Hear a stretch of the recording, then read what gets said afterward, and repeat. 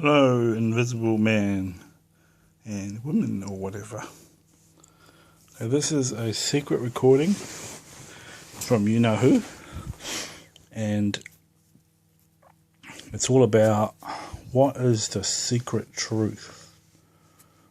Alright, so what is the thing I'm talking about? I'm talking about what do they do with the blood from the dead people that die? What do they do with the vitamins in the blood? What do they do with the calciums in the blood? What do they do with it? Because it's sacred, you know.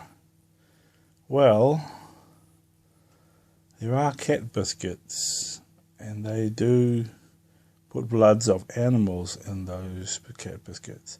But when it comes to human blood, they never use human blood in cat biscuits. Why? Because it's sacred, and they usually bag it up. They spin it in those things that separate the calciums from the blood cells. They bag it up and they take it to the blood bank, who can process it again to get rid of diseases and stuff. Skim it, they call that. If you let it settle for a while, then you skim the top off, pretty much get rid of the diseases. And the fat floats if you warm it up, but you don't want to kill those red cells. You want to charge them so that they have life. But you've got to get them in there quick.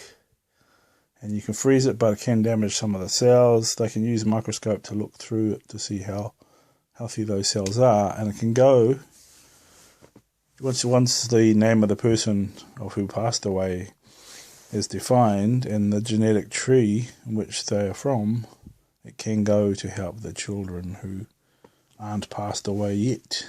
And any family tree that are alive and could do with it. There are some people that need it anyway.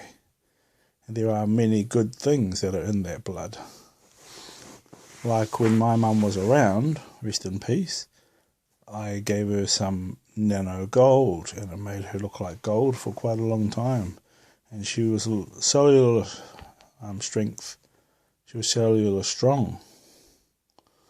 So that's cool, eh?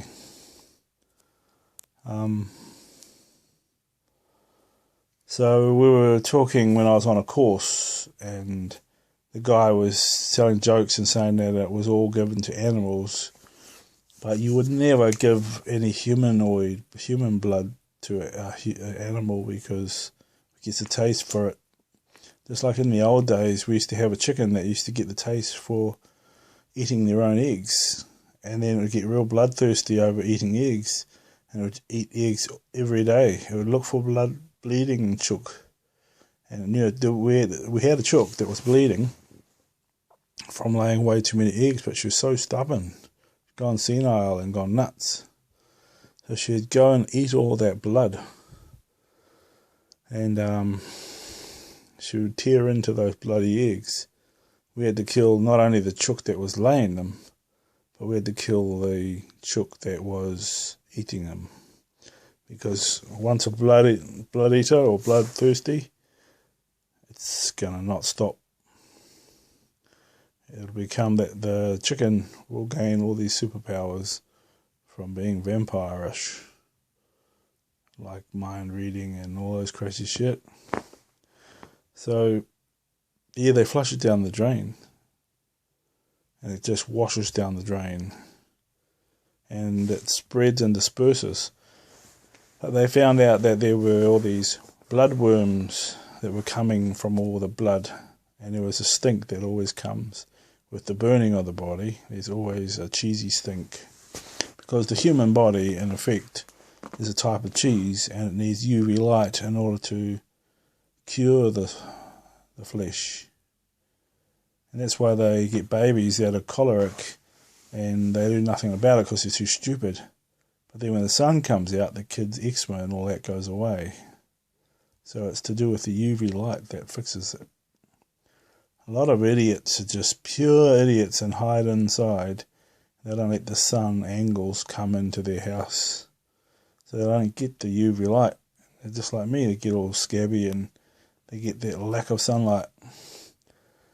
You can eat a lot of peach pits. There's this thing inside the peach pip, and it's got high rich vitamin D.